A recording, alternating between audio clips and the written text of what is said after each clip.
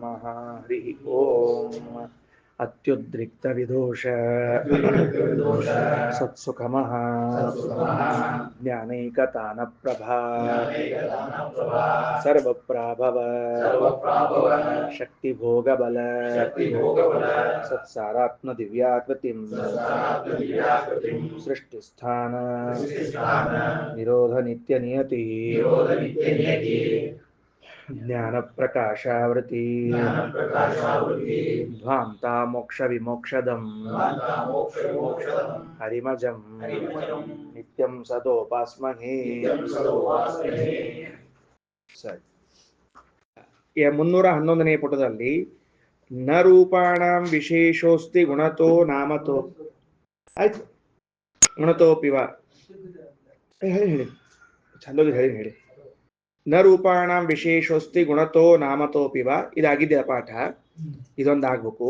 ರೂಪಗಳಲ್ಲಿ ವಿಶೇಷ ಇಲ್ಲ, ಅಥವಾ ಇದು ಹೇಳಿನೋ ಹೇಳಿನ? ಸರಿ, ಆಯ್ತು. ಅಥ ಖಲು ಆತ್ಮಸಂಹಿತಂ ಅತಿಮೃತ್ಯು ಸಪ್ತವಿಧಂ ಸಾಮ ಉಪಾಸೀತ.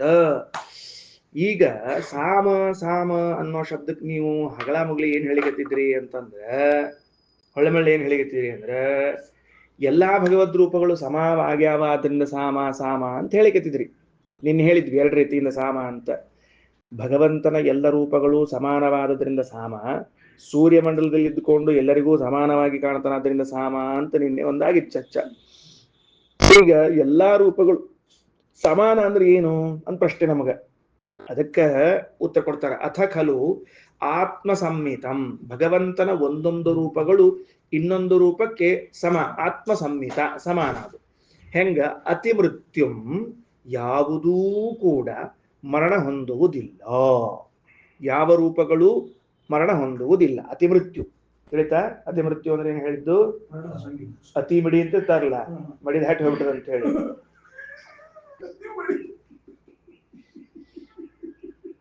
ಏನು ಅತಿ ಮಡಿ ಅಂದ್ರೆ?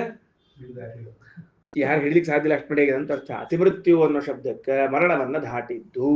ಯಾವ ರೂಪಗಳು ಮರಣ ಹೊಂದುವುದಿಲ್ಲ. ಯಾವ ರೂಪಗಳು ಅಂದ್ರ ಅಕ್ಷರಶಃ ಕಲ್ಕಿ, ಬುದ್ಧ, ವರಾಹ, ಯಾವ ರೂಪಗಳು ಮರಣ ಹೊಂದುವುದಿಲ್ಲ. ಎಲ್ಲವೂ ಹಂಗೆ ಉಳಿತಾವ, ಎಲ್ಲವೂ ಹಂಗೆ ಉಳಿತಾವ. ಬಹಳ ದೊಡ್ಡ ವಿಷಯ. ಲೋಕದಲ್ಲಿ ನೋಡಿದಾಗ ರಾಮ ಸರಿಯುವುದಲ್ಲಿ ಮುಳುಗಿ ಹೋಗ್ಬಿಟ್ಟ, ಕೃಷ್ಣ ಬಾಣ ಹೊಡ್ಸ್ಕೊಂಡು ಹೋದ, ಇವೆಲ್ಲ ಆಗ್ತಾ ಹೊರತಾಗಿ ಅವು ಯಾವ ರೂಪಗಳು ಹೋಗುವುದಿಲ್ಲ. ಎಲ್ಲ ಶಾಶ್ವತವಾದ ರೂಪಗಳು. ಅತಿಮೃತ್ಯು ಸಪ್ತವಿಧಂ ಸಾಮ ಉಪಾಸೀತ. ಇಂಥವು ಸಪ್ತವಿಧ ಸಾಮವನ್ನು ಉಪಾಸನ ಮಾಡಿದ್ರೆ, ಸಪ್ತ ಸಾಮ ಪ್ರತಿಪಾದ್ಯವಾದ ಭಗವದ್ ರೂಪಗಳ ಚಿಂತನ ಮಾಡ್ರಿ ಅಂತ. ಈಗ ಈ ಸಮ ಅಂತಂದ್ರಲ್ಲ, ಬರೇ ಮರಣರಹಿತನಾಗಿದ್ದಾನೆ ಅನ್ನೋದಕ್ಕಷ್ಟ ಸಮಾನೋ, ಬೇರೆ ಇನ್ಯಾದ್ರೂ ಸಮಾದ ಅಂತ ತಿಳ್ಕೊಂಡು ಕೇಳಿದ್ರೆ, ಜ್ಞಾನ, ಆನಂದ, ಬಲ, ಈ 3 ಗುಣಗಳು ಈ 7 ರೂಪಗಳಲ್ಲಿ ಸಮಾವ ಅಂತ ತೋರಿಸ್ಬಿಡ್ತೀವಿ ನಾವು. ಬರ್ಕೊಳ್ರಿ. ಈ 3 ಗುಣಗಳು, ಜ್ಞಾನ, ಆನಂದ, ಬಲವೆಂಬ 3 ಗುಣಗಳು, ಜ್ಞಾನ, ಆನಂದ, ಬಲವೆಂಬ 3 ಗುಣಗಳು ಈ ಸಪ್ತಸಾಮ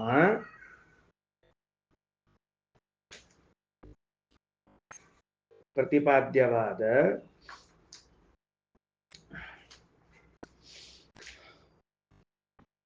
ಏಳು ರೂಪಗಳಲ್ಲಿ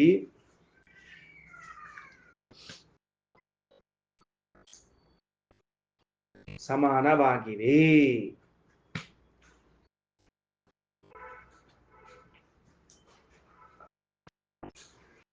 ಹೆಂಗ ಅಂತ ಪ್ರಶ್ನೆ.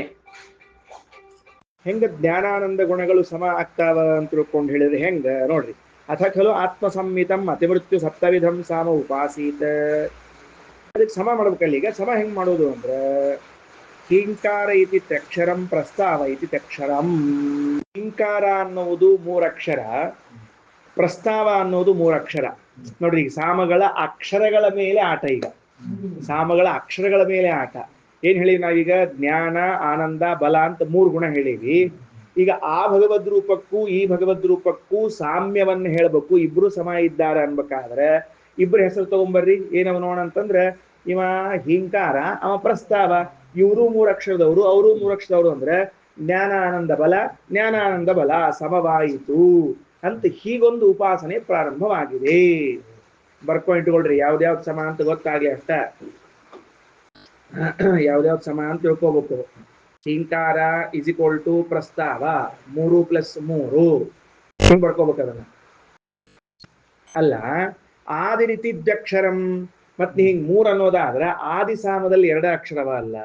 ಅವ ಹೆಂಗ್ ಮಾಡ್ತೀರಿ ಅಂದ್ರೆ ಸಿಂಪಲ್ ಪ್ರತಿಹಾರ ಇತಿ ಚತುರಕ್ಷರಂ ಪ್ರತಿಹಾರದಾಗ ನಾಕವ ತತ ಇಹೈಕಂ ತತ್ ಸಮಂ ಅಲ್ಲಿದ್ ಒಂದ್ ಅಕ್ಷರ ಇಲ್ಲಿ ತಗೊಂಡ್ರಿ ಅಂದ್ರೆ ಸರಿ ಹೋಗ್ತದೆ. ಹೆಂಗ್ ಮಾಡ್ಬೇಕು ಆದಿ ಪ್ರ ಅಂತ ಮಾಡ್ಬೇಕು ಪ್ಲಸ್ ತಿಹಾರ ಅಂತ ಮಾಡ್ಕೋಬೇಕು. ಅಲ್ಲಿ ಬರ್ಕೊಡ್ರಿ ಆದಿ ಪ್ಲಸ್ ಪ್ರ ಪ್ಲಸ್ ತಿಹಾರ ಬರ್ಕೊಂಡ್ರೆ 3 ಆಗ್ತಾವ, ಸರಿ ಹೋಗ್ತಾವ.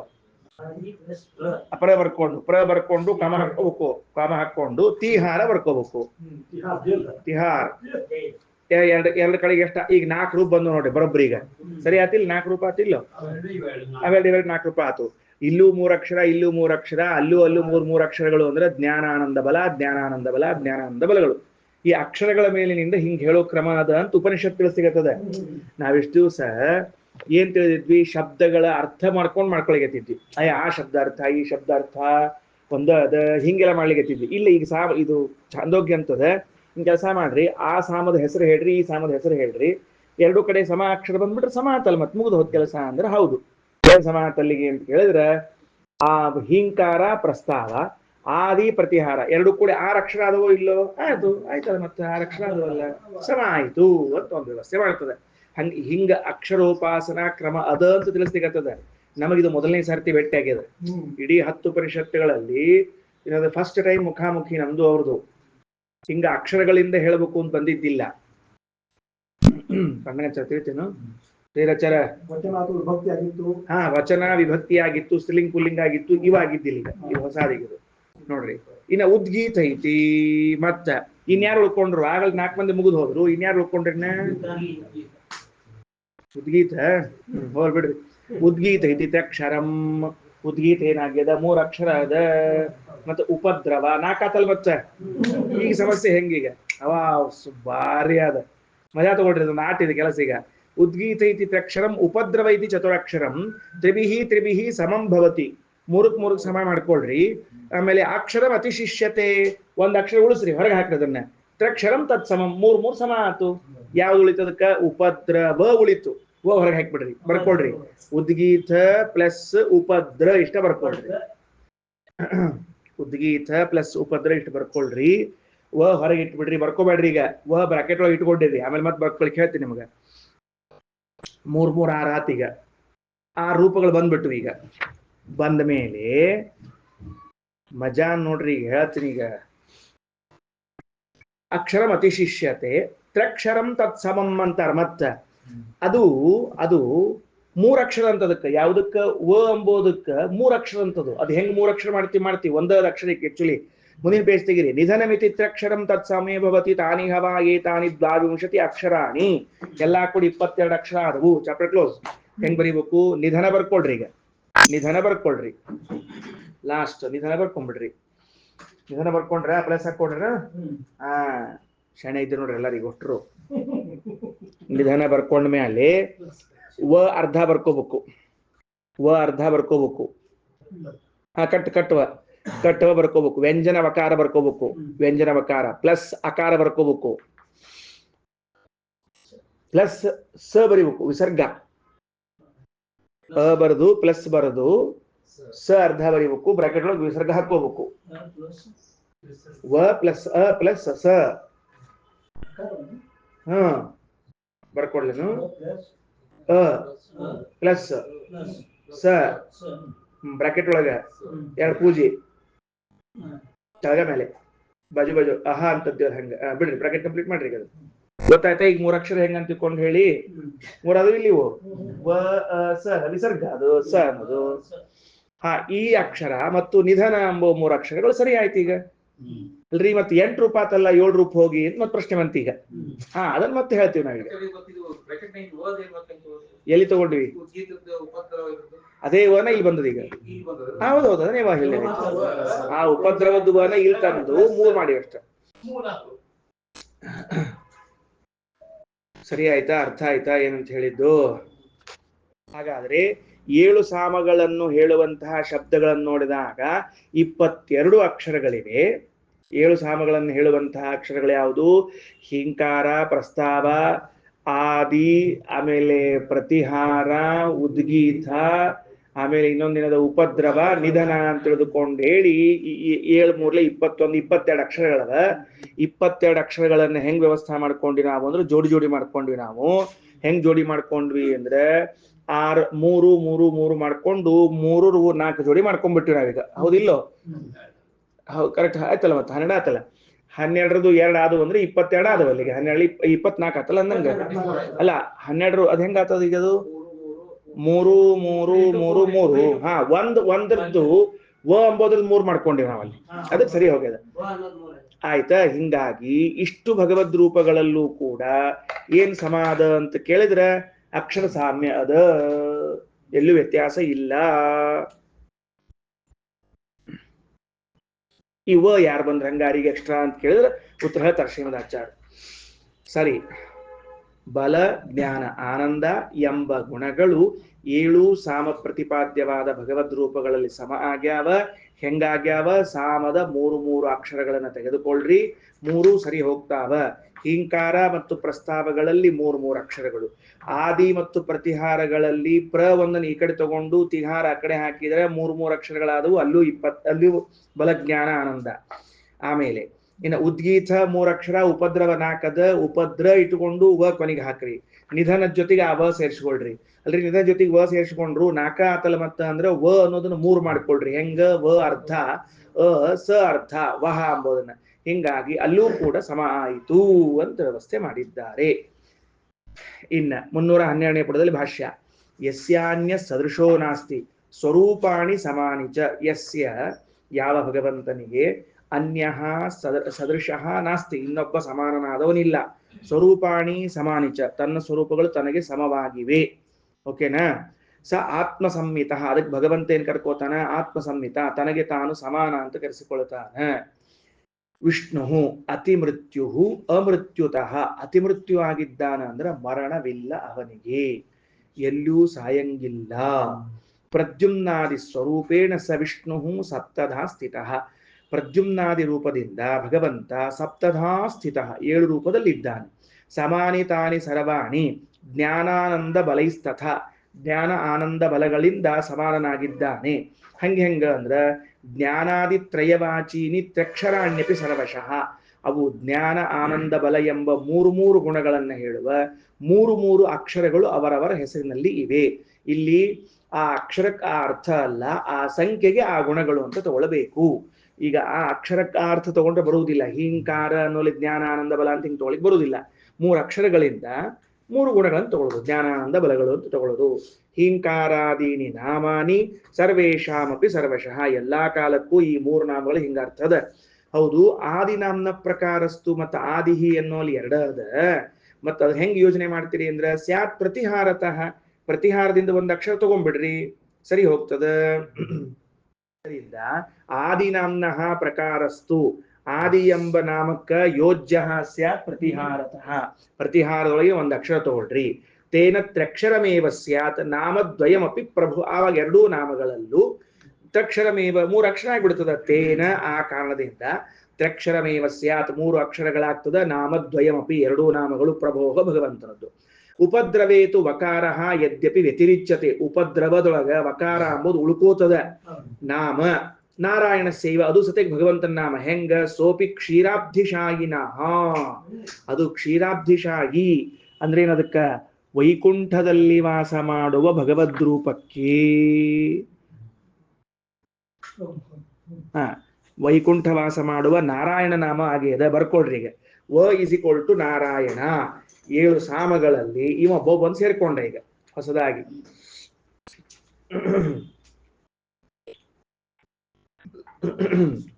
ಗೊತ್ತಾಯ್ತಾ? ವ ಇಸ್ ಈಕ್ವಲ್ ಟು ನಾರಾಯಣ. ಹೆಂಗೆ ನಾರಾಯಣವ? ಕ್ಷೀರಸಾಗರ ಶಾಯಿ ನಾರಾಯಣ ಅಂತ ಬರ್ಕೋಬೇಕು. ಆಮೇಲೆ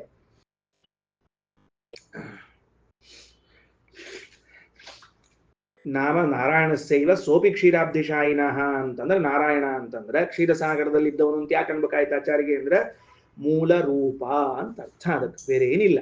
ಬ್ರಾಕೆಟ್ ಒಳಗ ಮೂಲ ರೂಪ ಅಂತ ಬರ್ಕೊಂಡಿಟ್ಕೊಳ್ರಿ. ಅಷ್ಟೆಲ್ಲ ಆದ್ಮೇಲೆ ಒಂದು ವಿಷಯ ನಿರ್ಧಾರ ಆಗ್ತದ. ನಾರಾಯಣ ಹಾಲಿನ ಸಾಗರದಾಗಿದ್ದವ, ಮೂಲ ರೂಪದವ ಅಂತ ಬರ್ಸ್ಬೇಕಷ್ಟು. ಸರಿ ಆಯ್ತಾ? ಹಾಗಾದರೆ 7 ಸಾಮಗಳನ್ನು ತಿಳಿಸುವ ಶಬ್ದಗಳು ಅಥವಾ ಪದಗಳೇನಿವೆಯೋ ಅವುಗಳಲ್ಲಿರುವಂತಹ ಅಕ್ಷರಗಳು 22 ಅಕ್ಷರಗಳು. ಸರಿಯಾ? ಅವುಗಳಲ್ಲಿರುವಂತಹ ಅಕ್ಷರಗಳೆಷ್ಟು? 22. ಆಕ್ಚುಯಲ್ ಆಗಿ 7 ಮೂರ್ಲಿ 21. ಕರೆಕ್ಟ್ ಅದ. ನೋಡಿದ್ರೆ 21 ಅಕ್ಷರ ಇರ್ಬೇಕ್ರಿ. ಅವು 21 ಅಕ್ಷರ ಇದ್ರೆ ಏನಾಗ್ತಿರ್ತದೆ ಸಾರ? ಬರೋಬ್ಬರಿ 7 ಸಾಮಕ್ಕೆ 3 ಅಕ್ಷರ ಸರಿ ಹೋಗ್ತಿತ್ತು. ಹೌದಿಲ್ಲ? ಗಣಿತ ಬರ್ತದೆ ಇಲ್ಲೋ? ಅವಾಗ ಏನಾಗ್ತಿತ್ತು? ಜ್ಞಾನ ಆನಂದ ಬಲ, ಜ್ಞಾನ ಆನಂದ ಬಲ, ಜ್ಞಾನ ಆನಂದ ಬಲ ಅನ್ನೋದು 7 ರೂಪಗಳಿಗೆ ಸಮ ಆಗ್ಬಿಡ್ತಿತ್ತು. ಆದ್ರೆ ಉಪದ್ರವದೊಳಗ ಒಂದು ವಕಾರ ಉಪದ್ರವ ಕೊಡ್ಲಿಕ್ಕತ್ತದು. ಉಪದ್ರವ ನಮಗೆ ಉಪದ್ರವದ ಉಪದ್ರವ ಆತಿಂಗ್ ನಮಗೆ ಕರೆ ಅಂದ್ರೆ ಉಪದ್ರವದೊಳಗಿನ ವಕಾರ ಉಪದ್ರವ ಕೊಡ್ಲಿಕ್ಕೆ ಕೂಡ್ಲೆ ಶ್ರೀಮದಾಚಾರ್ಯ ಅಂದ್ರು ಒಂದ್ ಕೆಲಸ ಮಾಡ್ರಿ, ಯಾವುದು ಸೇರಿಸಿದ್ರೆ ನಮ್ಗೆ ಉಪದ್ರವ ಅನಿಸ್ತು ನೋಡ್ರಿ, ಅವ ತೆಗೆದ್ ಬಿಡ್ರಿ, ಉಪದ್ರ ಆಗ್ತದ. ಅವಾಗೇನ್ ಅನ್ಸಂಗಿಲ್ಲ ನಮಗೆ. ಹೋತ್ ಹೊರಗೆ ಹೋದ್ಮೇಲೆ ಎಲ್ಲಿ ಇಡಬೇಕು ಅಂತ ಕೇಳಿದ್ರ ನಿಧನ ಆದ್ಮೇಲೆ ಕೊನೆಗೆ ಹೊರಗೆ ಹಾಕ್ಬಿಡ್ರಿ. ನಿಧನ ಸಂಕರ್ಷಣ ಬಂದ ಮೇಲೆ ಹೊರಗೆ ಬಂದ ಕೂಡ ಏನಾತೀಗದು? ಉಳ್ಕೊಂಡು ಉಳ್ಕೊಂಡಾಗ ಅವ್ರಿಗೆ ಅದನ್ನ 3 ಅಕ್ಷರ ಮಾಡ್ಕೊಂಡ್ರು. ಏನಂತ? ವ್ಯಂಜನವ. ವ್ಯಂಜನವ ಅಂದ್ರೆ ಅರ್ಧಾವಕ್ ವ್ಯಂಜನವ ಅಂತೇಳಿ ವ್ಯಂಜನವ. ಅದಾದ್ಮೇಲೆ ಅಕಾರ ಸ್ವರ, ಅದು ಆದ್ಮೇಲೆ ಸ ಅಂದ್ರೆ ವಿಸರ್ಗ. ಇವು 3 ಅಕ್ಷರಗಳಾದವು. ಅಲ್ಲೂ ಕೂಡ ಗುಣಗಳೇ ಆದವು. ಸರಿ ಸ್ವಾಮಿ, ಅಲ್ಲೇನಾಗಿತ್ತು ನಮಗಂದ್ರ ಹಿಂಕಾರಕ್ಕ ಅವ ಪ್ರದ್ಯುಮ್ನ, ಪ್ರಸ್ತಾವಕ್ಕ ವಾಸುದೇವ, ಅದಾದ ಮೇಲೆ ಮುಂದಿನ ಸಾಮಕ್ಕ ಯಾವ್ದದು? ಆದಿ ಸಾಮಕ್ಕ ವರಾಹ, ವರಾಹ ಆದ ಮೇಲೆ ಮತ್ತು ಉದ್ಗೀತ ಆದ ಮೇಲೆ ಉದ್ಗೀತಕ್ಕೆ ನಾರಾಯಣಗ, ಆಮೇಲೆ ಪ್ರತಿಹಾರಗ ಅನಿರುದ್ಧ, ಇನ್ನ ಉಪದ್ರವಕ್ಕ ನರಸಿಂಹ, ನಿಧನಕ್ಕ ಸಂಕಷ್ಟ ಬಂದ್ಬಿಟ್ಟಿದ್ರು. ಒಬ್ಬ ಉಳ್ಕೊಂಡಲ್ಲ. ಈ ವಕಾರದವ ಯಾರಿವ ಅಂತ ಕೇಳಿದ್ರೆ ಏನ್ ಚಿಂತೆ ಮಾಡಬೇಡ್ರಿ, ಅವು ಅನಿರುದ್ಧ ಪ್ರದ್ಯುಮ್ನ ಸಂಕಷ್ಟ ವಾಸುದೇವನ ಜೊತೆಗೆ ಒಬ್ಬ ಉಳ್ಕೊಂಡಿದ್ ನೋಡ್ರಿ, ಅವನ್ ತಂದು ಹಾಕ್ಬಿಡ್ರಿ. ಯಾರವ? ನಾರಾಯಣ. ಸಿಂಪಲ್. ಅವ್ ಉಳ್ಕೊಂಡಿದ್ದ, ಅವ್ ಬಂದ್ಬಿಟ್ಟು ಈಗ ನಾರಾಯಣ ಒಬ್ಬ ಉಳ್ಕೊಂಡಿದ್ದ, ಅವನ್ ತಂದು ಹಾಕ್ಬಿಡ್ರಿ, ಮುಗಿದು ಹೋತು. ಸೊ ಪಂಚರೂಪಗಳು ಇವು. ಮುಂದೇನು? ಪಂಚರೂಪಗಳು ಇವು. 2 ರೂಪವು ವರಾಹ ನರಸಿಂಹ. ಎಷ್ಟಾದವು? 7 ಹೆಂಗೆ 8 ಆಗ್ಬೇಕಲ್ಲ? 8 ಯಾರು? ಇನ್ನೊಬ್ರು ಯಾರು ಬಂದ್ರು? ನಾರಾಯಣ 2 ಬಂದ್ವು ಈಗ. ನಾರಾಯಣ 2 ಬಂದುವು. ಅವ ನಾರಾಯಣ ಒಬ್ಬ, ಉದ್ಗೀತ ನಾರಾಯಣ ಒಬ್ಬವ, ವಕಾರ ನಾರಾಯಣ ಒಬ್ಬವ, 2 ಮೂಲ ನಾರಾಯಣ. ಪಂಚವ್ಯೂಹಗಳಲ್ಲಿ ಬರುವ ನಾರಾಯಣ ಒಬ್ಬವ, ಮೂಲ ರೂಪದಲ್ಲಿ ಬರುವಂತಹ ನಾರಾಯಣ ಒಬ್ಬವ ಅಂತ ಆಯ್ತು. ಇಷ್ಟು ವ್ಯವಸ್ಥೆ ಮಾಡ್ಕೊಳ್ರಿ. ಬಲಜ್ಞಾನಾನಂದಗಳು ಎಷ್ಟಿಗೂ ಸಮಾವ ಅಂತ ಆಯ್ತು. ಯಾಕಂಗ ಅಂತಂದ್ರೆ ಅದಕ್ಕೆ ವೇದಿಷ್ಠ ಬರೀತಾರೆ. ಏನ್ ಬರೆದಿದ್ದಾರೆ? ಕ್ಷೀರಾಬ್ಧಿಶಾಯಿನಃ ಅಂತ ಯಾಕೆ ಬರದು ಅಂದ್ರೆ, ಹಿಂದೆ ಹೇಳಿದ ವ್ಯೂಹದಲ್ಲಿ ಬಂದ ಉದ್ಗೀತ ನಾರಾಯಣ ಬಿಟ್ಟು ಇವ ಬ್ಯಾರೆ ನಾರಾಯಣ ಅಂತ ಹೇಳಿಕ್ಕೆ ಕ್ಷೀರಾಬ್ಧಿಶಾಯಿ ಅಂತ ಹೇಳ್ಯಾರ. ಅದಕ್ಕೆ ಕ್ಷೀರಾಬ್ಧಿಶಾಯಿನ ಶಬ್ದ ಹಾಕಿದ ಅದಕ್ಕೆ ಅದು ಮೂಲ ರೂಪ ಅಂತೆ ಅರ್ಥ. ಅದಕ್ಕೆ ಮೂಲ ರೂಪದ ನಾರಾಯಣ ಇವ ಬ್ಯಾರೆ ನಾರಾಯಣ. ಉದ್ಗೀತ ನಾರಾಯಣ ಅಂದ್ರೆ ಇವ ವ್ಯೂಹದಲ್ಲಿ ಬಂದ ನಾರಾಯಣ.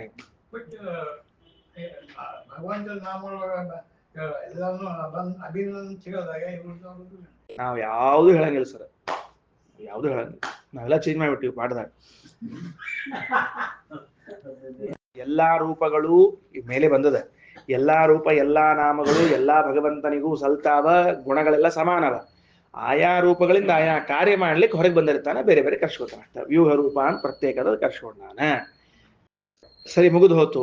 ಈಗ ಮುಂದ ಹೌದು, ಕ್ಷೀರಾಬ್ಧಿಶಾಯಿನಃ ವ್ಯಂಜನ ಸ್ವರ ಸರ್ಗೈಸ್ತು ಸೋಪಿ ಜ್ಞಾನಾದಿವಾಚಕ. ವ್ಯಂಜನಾಕ್ಷರ, ಸ್ವರಾಕ್ಷರ, ಸರ್ಗಾಕ್ಷರ ಅಂದ್ರೆ ವಿಸರ್ಗ, ಇವು 3 ಕೂಡ್ಕೊಂಡು ಜ್ಞಾನಾದಿವಾಚಕ. ಅದು ಎಂಬುದು ಸಹಿತೇಕ ಜ್ಞಾನ ಬಲ ಆನಂದವನ್ನು ಹೇಳ್ತದೆ. ತ್ರಿವರ್ಣತ್ವಾತ್ ಸಮಃ, ಅದು 3 ಅಕ್ಷರ ಆದ್ರಿಂದ ಸೋಪಿ ಜ್ಞಾನಾದೈ ಪುರುಷೋತ್ತಮ, ಜ್ಞಾನಾದಿಗಳಿಂದ ಸಮ ಆಗಿದ್ದಾನ. ಮುಗಿದು ಹೋತು. ಇದಿಷ್ಟು ಮುಗೀತು ಅಂತಂದ್ರ ಬದುಕಿದೆಯೋ ಬಡಜೀವ ಅನ್ಕೊಂಡ್ರ ಈಗ ಶುರುವಾತ್ರಿ ಕಾರ್ಯಕ್ರಮ. ಈಗ ಏನ್ ಶುರುವಾತು? ಓಯಪ್ಪ ಇನ್ನೇನ್ ಮಾಡ್ಲಿಕ್ಕೆ ಹೊಂಟೀರಿ ಅಂತ ಕೇಳಿದ್ರೆ ಏನಿಲ್ಲ ಆಚಾರ, ಇವು 3 ಆದವು ನೋಡ್ರಿ. ಯಾಕೋ ಮನಸ್ಸು ಸಮಾಧಾನ ಆಗವಲ್ತಾಗಿದೆ. ಇನ್ನೇನ್ ಮಾಡ್ಬೇಕಂತ ಇಟ್ಕೊಂಡಿರಿ? ಅಭಿ ಕ್ಯಾ ಕರ್ನಾ ಬಾಕಿ ಹೇ, ಕುಚ್ ತೋ रहेगा, ಕರ್ಕೆ ಹಿ ಛೋಡೆಂಗೆ. ಏನು ಅಂತ ಕೇಳಿದ್ರೆ ಒಂದೊಂದು ರೂಪಗಳಿಂದ, ಯಾವುದು ಒಂದೊಂದು ರೂಪಗಳಿಂದ? ಪ್ರದ್ಯುಮ್ನ ಇದು ಒಂದು ರೂಪ, ವಾಸುದೇವ ಇದು ಒಂದು ರೂಪ. ಯಾವ್ಯಾವ ಮೂರ್ ಅಕ್ಷರವ ನೋಡ್ರಿ, ಆ ಮೂರ್ ಅಕ್ಷರ ಪ್ರತಿಪಾದ್ಯನಾದ ಭಗವದ್ ರೂಪಗಳಿಂದ ಮೂರು ಭಗವದ್ ರೂಪಗಳು ಅಭಿವ್ಯಕ್ತವಾಗಿ ಹೊರಗೆ ಬರ್ತಾ 22 ರೂಪಗಳಾಗುತ್ತವೆ ಅಂತ ಹೊಸ ಚಿಂತನೆ ಒಳಗೆ ಹೋಗ್ಬಿಟ್ರಿ. ಗೋವಿಂದ ಗೋವಿಂದ. ಉದಾಹರಣೆಗೆ ಪ್ರದ್ಯುಮ್ನಿಂದ ಕೇಶವನಾರಾಯಣ ಮಾಧವ ಎಂತ 3 ರೂಪಗಳ ಆವಿಷ್ಕಾರವಾಗ್ತಾವ. ವಾಸುದೇವನಿಂದ ಗೋವಿಂದ ವಿಷ್ಣು ಮಧುಸೂದನ ಎಂಬ ರೂಪಗಳು ಹೊರಗೆ ಬರ್ತಾವ. ತಿಳಿತೇನೀಗ? ಆಮೇಲೆ ವರಾಹನಿಂದ ತ್ರಿವಿಕ್ರಮ ವಾಮನ ಶ್ರೀಧರ ಎಂಬ ರೂಪಗಳು ಹೊರಗೆ ಬರ್ತಾವ. ಸೊ 12 ರೂಪಗಳು ಬರ್ತಾವ. ಕೇಶವ ನಾರಾಯಣ ಮಾಧವ ದಾಮೋದರವರೆಗಿನ 12 ರೂಪಗಳು ಹೊರಗೆ ಅಭಿವ್ಯಕ್ತ ಆಗ್ತಾವ. ಹೌದಾಚಾರ? ಇವು 3ಕ್ಕೆ 12 ಬಂದು 22 ಅಕ್ಷರವ, 12 ಬಂದು ಇನ್ನು 10 ಏನ್ ಮಾಡ್ತೀರಿ ಅಂತ ಕೇಳಿದ್ರೆ, ಮತ್ಸ್ಯ ಕೂರ್ಮ ವರಾಹ ನರಸಿಂಹ ವಾಮನ ಭಾರ್ಗವ ರಾಘವ ಕೃಷ್ಣ ಕಲ್ಕಿ, ಬುದ್ಧ ಅಲ್ಲ ಕಲ್ಕಿ, ಮತ್ ಈ ರೂಪಗಳು ಏನಾಗ್ತಾವ, ಅವುಗಳು ಹೊರಗೆ ಬರ್ತಾವ. ಇವು 10, ಅವು 12, ಎಷ್ಟಾದವು? 22. ಈ 22 ಅಕ್ಷರಗಳಿಗೆ ಆ 22 ಭಗವದ್ ರೂಪಗಳ ಸಾಕ್ಷಾತ್ ಆವಿರ್ಭಾವವಾಗಿದೆ. ಇದು ಸಪ್ತ ಸಾಮಗಳ ಅಂತರ್ಗತ ಉಪಾಸನಾ ಅಂತ ಹೇಳಿ ಮುಗಿಸಿಬಿಟ್ರು. ಗೋವಿಂದ. ತಿಳಿತೇಳ ಬಹಳ ಹೇಳಿಕ್ ಹೋಗ್ಬೇಡ್ರಿ, ಸುಮ್ನೆ ಗದ್ಲು ಬೇಡೇ ಬೇಡ. ಬರ್ಕೊಳ್ರಿ, ಶುರು ಮಾಡಿಸ್ತೀರಿ, ಒಂದೊಂದು ಬರ್ಸಿಗೆ ಶುರು ಮಾಡ್ತೀರಿ, ಬರ್ಕೊಳ್ರಿ. ಏನ್ ಮಾಡೋದು ಈಗ? ಆಮೇಲೆ ಏನ್ ಮಾಡೋದಂತಂದ್ರ, ಅವು ಬಂದದ್ದು ಇವೇನ್ ಹಿಂಗ ಸಾಮ ಪ್ರತಿಪಾದ್ಯಾಗಿ ಬಂದಾವ ನೋಡ್ರಿ, ಇವೆಲ್ಲಾ ಕೇಶವನಾರಾಯಣ ರೂಪಗಳೆಲ್ಲ ಸಹಿತೇಕ ಒಂದೊಂದು ಮಾಸಕ್ಕೆ ನಿಯಾಮಕ ಹಾಕೋದ್ ಬಂದಾವ. ಮುಂದೆ ಶ್ರೀಮದಾಚಾರ್ಯ ಹೇಳ್ಕೋದ್ ಬರ್ತಾರ ಅವನ್ನ, ಎಲ್ಲೆಲ್ಲಿ ಯಾರ್ಯಾರು ಹೆಂಗ್ ಬಂದಾರ ಅಂತ ತಿಳ್ಕೊಂಡು ಹೇಳಿ. ಚೈತ್ರ ಮಾಸಕ್ಕೆ ಕೇಶವ, ವೈಶಾಖಕ್ಕೆ ನಾರಾಯಣ, ಜ್ಯೇಷ್ಠಕ್ಕೆ ಮಾಧವ ಅಂತ ಹಿಂಗೋಷ್ಟು ರೂಪಗಳು ಬರ್ತಾವ. ಅಲ್ಲ, ಅದು ಮಾಸ ನಿಯಾಮಕ, ಇದು ಬೇರೆ. ಆ ಮಾಸ ನಿಯಾಮಕ ಬೇರೆ, ಈ ಮಾಸ ನಿಯಮ ಬೇರೆ.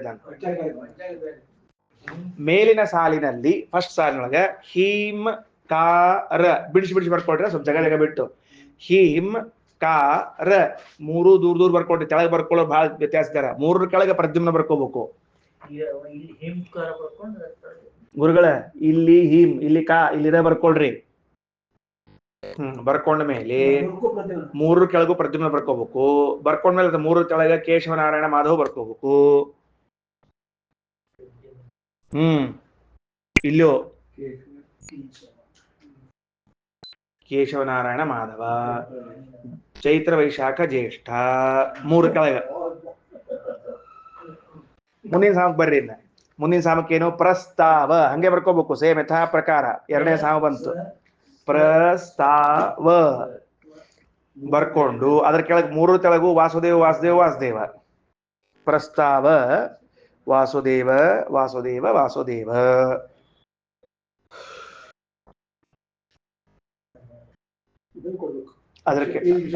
ಅದ್ರ ಕೆಳಗ ಗೋವಿಂದ ವಿಷ್ಣು ಮಧುಸೂದನ, ಗೋವಿಂದ ವಿಷ್ಣು ಮಧುಸೂದನ ಬರೀಬೇಕು. ಬರ್ಕೊಂಡು ಆಷಾಢ ಶ್ರಾವಣ ಭಾದ್ರಪದ ಬರೀಬೇಕು. ಶ್ರಾವಣ ಭಾದ್ರಪದ ಚಂದಾತ. ಎಷ್ಟು ಅಭ್ಯಾಸ ಮಾಡ್ತೀರಿ ಅಷ್ಟು ಶಾಸ್ತ್ರ ಹೊಸಾದ್ ಬರ್ತದೆ, ನೆನಪಿಟ್ಕೊಳ್ರಿ. ಇವೆಲ್ಲ ಹೊರಗೆ ಅಭಿವ್ಯಕ್ತ ಆದ ಭಗವದ್ ರೂಪಗಳು. ಇವು ಅವ್ರ ಸಾಮವೇದಿಗಳು ಈ ಸಾಮದಿಂದ ಈ ಭಗವದ್ ರೂಪದಿಂದ ಈ ಭಗವದ್ ರೂಪ ಅಭಿವ್ಯಕ್ತ ಆಗ್ಯದ, ಇದಕ್ಕೆ ಮಾಸ ನಿಯಾಮಕ ಆಗ್ಯದ ಅಂತ ಅನುಸಂಧಾನ ಮಾಡ್ತಿರ್ತಾರ. ಓಕೆ, 6 ಮುಗೀತ. ಬರ್ರಿ ಈಗ ಆದಿಪ್ರ 3 ಬರ್ಕೋಬೇಕು. ಮತ್ತೀಗ ಆದಿಪ್ರ, ಆ ದಿಹಿ ಪ್ರ ಪ್ರ. 3 ಕೆಳಗೂ ವರಾಹ ವರಾಹ ವರಾಹ ಬರ್ಕೊಂಡ್ರ. ವರಾಹ ವರಾಹ ವರಾಹ ಅಂತ ಹೇಳಿ 3 ಕೆಳಗೂ ತ್ರಿವಿಕ್ರಮ ವಾಮನ ಶ್ರೀಧರ,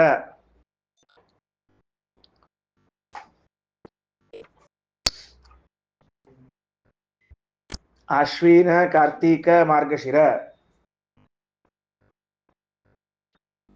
ಮಾಡಿಕ್ರಮ ತ್ರಿವಿಕ್ರಮ ವಾಮನ ಶ್ರೀಧರ ಬರೀಬೇಕು ತೆಳಗ. ಅದ್ರ ತೆಳಗ ಅಶ್ವಿನ ಕಾರ್ತೀಕ ಮಾರ್ಗಶಿರ. ಕಾರ್ತಿಕ್ ರೀ. ಉಥ ಗೀ ಥಹ, ಉತ್ ಅರ್ಧ ಗೀ ಥಹ ಬರ್ಕೋಬೇಕು. ಅಂದ್ರೆ ಮಾಸಗಳು ಮುಗಿತಾವ, ಮುಗಿಸ್ಬೋಣ ಅಂತ ಅಷ್ಟ. ಮತ್ತೇನು?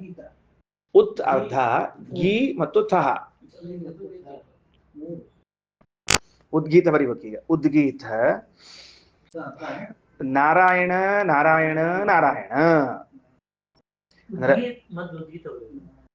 ನಾರಾಯಣ ನಾರಾಯಣ ಬರ್ರಿ ನಾರಾಯಣ ನಾರಾಯಣ ಬರ್ರಿ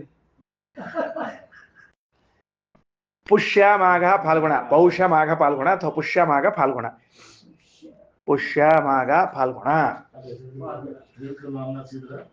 ಅವ್ರು ಬರ್ಲಿಲ್ಲ ನಂಗೆ ತಡ್ತಾಳೆ ಋಷಿಕೇಶ ಪದ್ಮನಾಭ ದಾಮೋದರ ಋಷಿಕೇಶ ಪದ್ಮನಾಭ ದಾಮೋದರ ಬರ್ಕೊಳ್ಳಷ್ಟೆ ಶ್ರೀಕೇಶ ಪದ್ಮನಾಭ ದಾಮೋದರ ಮೊದಲು ದೇವತಾರು ಬರ್ಬೇಕಾಗಿತ್ತು ಈ ಶ್ರೀರಾಚಾರ ಗದ್ಲಕ್ಕೆಲ್ಲ ವ್ಯತ್ಯಾಸ ಆಯ್ತು ನಾರಾಯಣನ ಕೆಳಗ ಋಷಿಕೇಶ ಎರಡನೇ ನಾರಾಯಣ ಕೆಳಗ ಪದ್ಮನಾಭ ಮೂರನೇ ನಾರಾಯಣ ಕೆಳಗ ದಾಮೋದರ ಸರಿ ಆಯ್ತು ಆಮೇಲೆ ಪುಷ್ಯಮಾಗ ಫಾಲ್ಗುಣ 12 ತಿಂಗಳು ಸರಿಯಾಗಿ 12 ತಿಂಗಳು 12 ಭಗವದ್ ರೂಪಗಳು ಮುಗೀತೀನಿಲ್ಲ ನಿನ್ನ ಅವ್ರ ಆರೋಪ ಹೌದೌದು ಸರಿ ಆನಂದ್ ಅವ್ರು ಬರ್ಕೊಂಡ್ರು ಸರಿ ಆಯ್ತೇನು ಸುರೇಂದ್ರ ಸರಿ ಆಯ್ತು ಈಗ ನಾವು ಅಭ್ಯಾಸ ಮಾಡಿದ್ದು ಹೆಂಗದ ಅಂದ್ರೆ ಹೀಂಕಾರ ಪ್ರಸ್ತಾವ ಆದಿಪ್ರ ಉದ್ಗೀತ ಅನ್ನೋ ತನಕ ಅಭ್ಯಾಸ ಮಾಡಿದ್ದೀವಿ ಹೀಂಕಾರದಲ್ಲಿ ಪ್ರದ್ಯುಮ್ನ ಕೇಶವ ನಾರಾಯಣ ಮಾಧವ ಚೈತ್ರ ವೈಶಾಖ ಜ್ಯೇಷ್ಠ ಪ್ರಸ್ತಾವದೊಳಗ ವಾಸುದೇವ ಗೋವಿಂದ ವಿಷ್ಣು ಮಧುಸೂದನ ಆಷಾಢ ಶ್ರಾವಣ ಭಾದ್ರಪದ ಆದಿಪ್ರ ಒಳಗ ವರಾಹ ತ್ರಿವಿಕ್ರಮ ವಾಮನ ಶ್ರೀಧರ ಅಶ್ವಿನ ಕಾರ್ತೀಕ ಮಾರ್ಗಶಿರ ಉದ್ಗೀತ ಒಳಗ ನಾರಾಯಣ ಋಷಿಕೇಶ ಪದ್ಮನಾಭ ದಾಮೋದರ ಪುಷ್ಯಮಾಘ ಫಾಲ್ಗುಣ ಇಷ್ಟು ರೂಪಗಳಾಯಿತು ಇನ್ನು ಮುಂದೆ ಅನಿರುದ್ಧ ನರಸಿಂಹ ಸಂಕರ್ಷಣ ಇಷ್ಟು ಉಳ್ಕೊಂಡಾರ ಅವ್ರು ಯಾವ್ಯಾವ ಋತುಗಳಿಗೆ ಬರ್ತಾರ ಎಂಬುದನ್ನ ನೋಡ್ಕೋಣ ಶ್ರೀಕೃಷ್ಣ ಅರ್ಪಣ ವಸ್ತು